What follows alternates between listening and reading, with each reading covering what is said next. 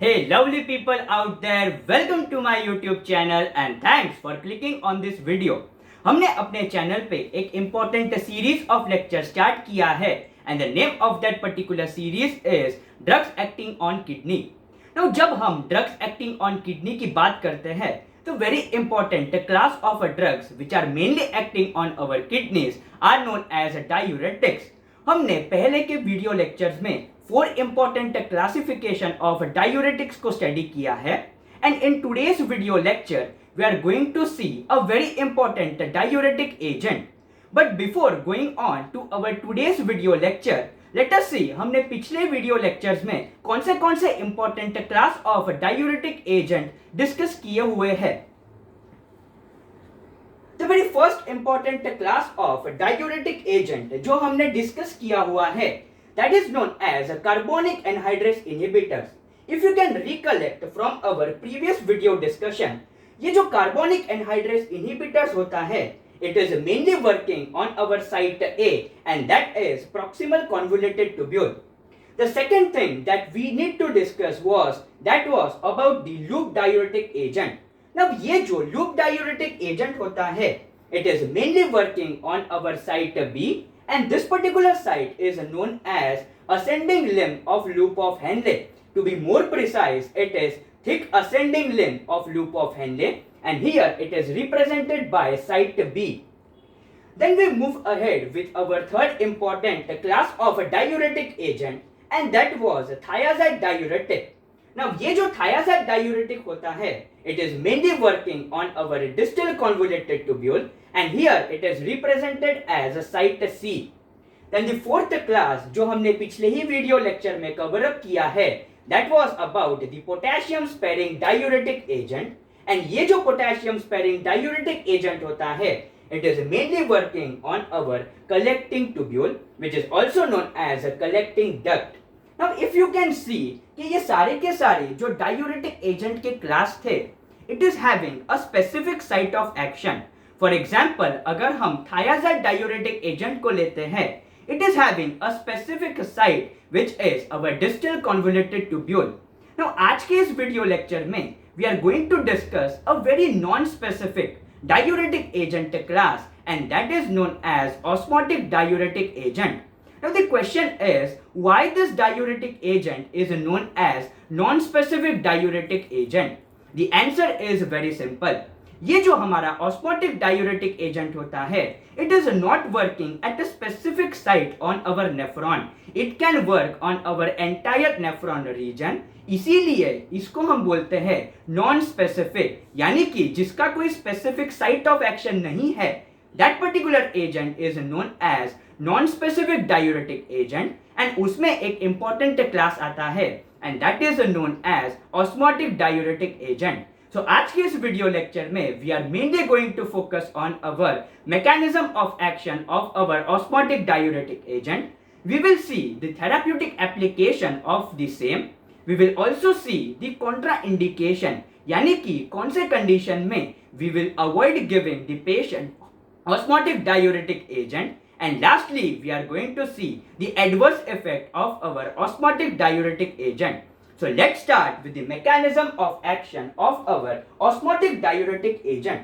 But before moving on to our mechanism of action, we must understand what are the important properties of our osmotic diuretic agent. The very first important property that our osmotic diuretic agent should have, that is, it should be freely filtered. Now the question is why? हमें ये पता है कि जो हमारा osmotic diuretic agent होगा that will work on different regions of our nephron. So अगर हमारा ऑस्मोटिक डायूरेटिक एजेंट को अपनी मैकेनिज्म ऑफ एक्शन शो करनी है then it has to freely filter out through this particular region and appear in the different region of the nephron in order to show its osmotic effect. So the very first property is it should be freely filtered. The second important property is it should not get reabsorbed. क्योंकि अगर ये reabsorb हो गया then जो भी इसका action है that is the main important action of our osmotic diuretic agent is that it will show the process that is known as osmosis. सो अगर ये फिर से रीएब्सॉर्ब हो गया then it is of no use. So the second important property is that is of it should not get reabsorbed. The third important property is it should be chemically stable, and the fourth one is it must show the effect that is known as osmosis effect. Now let's see the mechanism of action of our mannitol. You can consider this mannitol simply as a magnet. Now magnet क्या करता है, चीजों को attract करता है.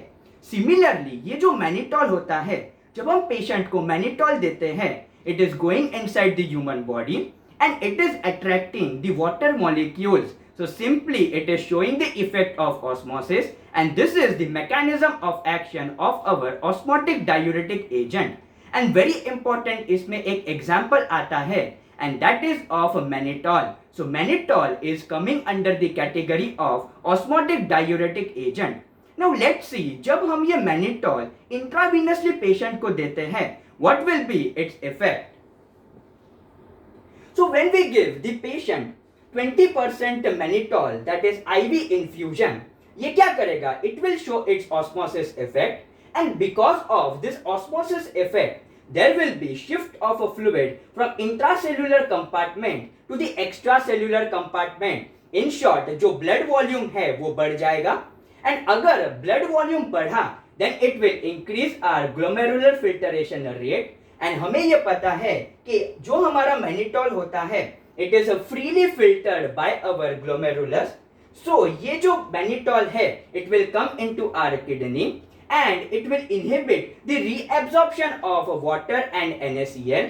And अगर हमने ये reabsorption of water and NaCl को रोक दिया तो क्या होगा? जो भी वाटर है that will be eliminated out in the urine. That means जो यूरिन वॉल्यूम है वो बढ़ जाएगा, and it will also increase the urinary excretion of various different ions.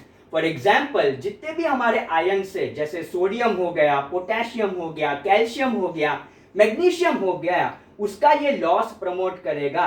So this is the important mechanism of action of our mannitol. Now let's see कि कौन से ऐसे conditions है जहाँ पे we can give this particular drug that is mannitol. The very first important therapeutic use is in the condition of cerebral edema. Now cerebral edema में क्या होता है? So here is the pictorial representation. Let's assume कि ये जो circle है that is representing our brain. Now ये जो आपको green color के oval shaped structure दिखाई दे रहे हैं, let's consider that is our neuron. And ये जो blue color के circular structures है, let's consider it as the water. So जब हम पेशेंट को मैनिटॉल देंगे, this mannitol with the help of this particular blood vessel, it will enter into our brain, and we know कि ये जो mannitol है that is showing a very important effect that is known as osmosis. So जैसे ही ये blood vessel से पास करेगा, so जो भी सराउंडिंग में वाटर मॉलिक्यूल्स है उनको ये अट्रैक्ट करेगा, एंड जो भी हमारा सेरिब्रल एडिमा की कंडीशन है उसको कम करेगा. So this is very importantly used in the condition of cerebral edema. So this particular mannitol will enter into this blood vessel, and जैसे ही ये यहाँ से बाहर जाएगा it will attract all our water molecule, and जो cerebral edema की condition है उसको ये कम करेगा. Now remember one thing कि ये जो हमारा mannitol होता है it is contraindicated in the condition of active cerebral hemorrhage. Now the question is why it is contraindicated in the condition of active cerebral hemorrhage. So active cerebral hemorrhage में क्या होता है कि यहाँ पे जो blood vessels है वहाँ पे cuts present होते हैं. That means ये जो blood है वो leaking out हो रहा है. Now let's suppose कि हमने active cerebral hemorrhage के patient को mannitol दिया है, then what will be its effect? So जैसे ही हम एक्टिव सेरिब्रल हेमरेज के पेशेंट को अगर हम मैनिटॉल देंगे, this mannitol will enter into this particular blood vessel, and as I told you कि यहाँ पे अगर कट प्रेजेंट होगा then from that particular cut ये जो मैनिटॉल है वो यहाँ पे आ जाएगा, and again mannitol is going to show its osmotic effect. So जो भी सराउंडिंग वाटर मॉलिक्यूल्स प्रेजेंट है उसको ये अट्रैक्ट कर देगा. So in short it will increase the concentration of water and it will aggravate the condition of oedema.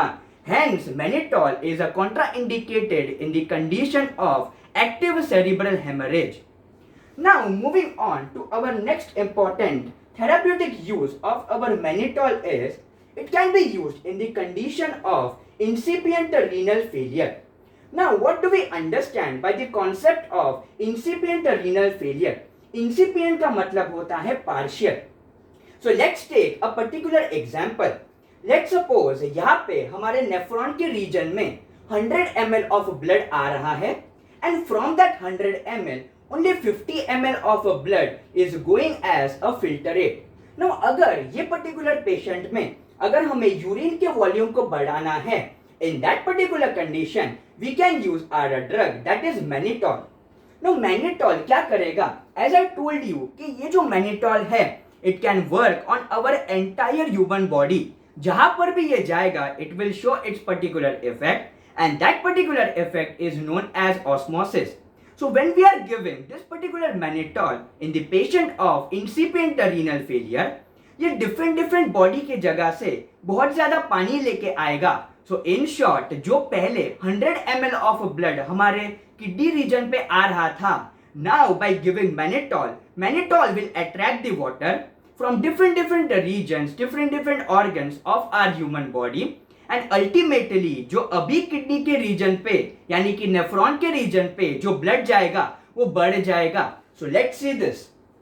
So when we are giving the patient mannitol, by giving mannitol it will extract or we can say it will attract the body fluids and ultimately जो nephron के reason पे जितना blood आ रहा है वो बढ़ जाएगा. So पहले 100 ml आता था and 100 ml में से 50 ml was getting down as a filtrate. So अभी 200 ml आ रहा है and 200 ml में से 100 ml is getting out down as a filtrate. So ultimately जो यूरिन का वॉल्यूम है वो बढ़ जाएगा. So mannitol can be used in the condition of incipient renal failure. But remember one thing, that this particular mannitol is contraindicated in the condition of complete renal failure. Now the question is why? In complete renal failure हमारा kidney काम ही नहीं कर रहा है.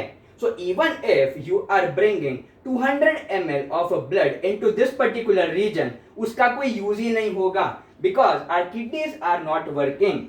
उससे क्या होगा कि अगर हमने ज्यादा फ्लूइड ओवरलोड कर दिया, it will aggravate the condition और पेशेंट की कंडीशन हम वर्स कर रहे हैं. So in the condition of a complete renal failure, mannitol is a contraindicated. Now moving on to the other uses of our mannitol. So mannitol is useful to maintain the osmolality of extracellular fluid after dialysis. And the fourth important therapeutic use of our mannitol is it is used to reduce the elevated intraocular pressure in the condition of glaucoma. Now what is the mechanism of action? So as we know कि ये जो mannitol है, they can draw the fluid from the eye by the effect that is known as osmosis and ultimately it will reduce down the intraocular pressure and it will be very beneficial for the patient who is suffering from glaucoma. Now mannitol is a contraindicated in the condition of congestive cardiac failure and pulmonary edema because it expands the extracellular fluid. So pulmonary edema की condition में क्या होता है कि patient already extra fluid से सफर कर रहा है.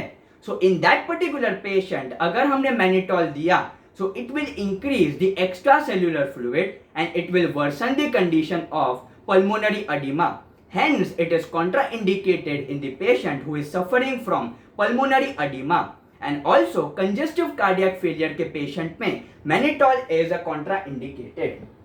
Now what are the important adverse effects of our mannitol? So when we give rapid intravenous mannitol, it may cause marked expansion of extracellular fluid volume which can lead to pulmonary edema. Common side effects like headache, nausea, vomiting can occur, and glycerol, which is also the example of our osmotic diuretic agent. So glycerol का एक important adverse effect है that it may cause hyperglycemia. So यहाँ पे we conclude the chapter of our diuretics. Now if you want just one particular thing in the entire chapter, पूरे के पूरे chapter में सिर्फ एक ही कॉन्सेप्ट है, we need to avoid or prevent the reabsorption of sodium. उसके वजह से क्या होगा कि जो भी हमारा सोडियम है वो यूरिन में एक्सक्रीट आउट होगा, and ultimately we all know कि ये जो सोडियम है it is followed by water. So along with the sodium, water भी eliminate out होगा. Ultimately, it is showing the effect that is known as diuresis. And ऐसे जो drugs होते हैं, which is showing the effect of diuresis, they are known as a diuretic agent. So if you watch this video till now, please consider subscribing to our YouTube channel. Press that bell icon, like this video, and share it with your friends. See you in the next video lecture. Till then, see ya, bye bye. Have a good day.